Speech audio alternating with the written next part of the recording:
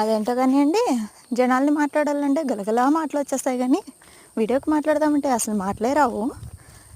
ముందుగా మనము ఆలు ఫ్రై ఎలా చేసుకోవాలో చూద్దాం రండి. కాకపోతే అందరూ చేసుకునేలాగైనా చేసుకునేదైనా మనం మన స్టైల్లో ఎలా చేయాలో చూద్దాం రండి.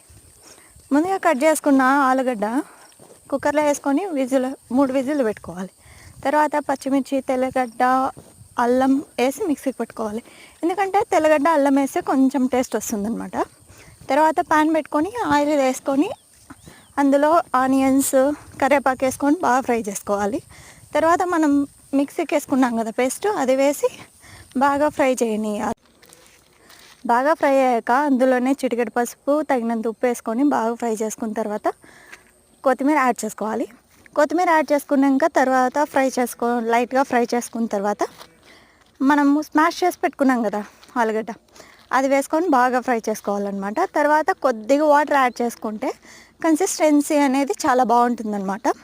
టేస్ట్ కూడా చాలా బాగుంటుంది. మీరు కూడా ట్రై చేయండి. నచ్చితే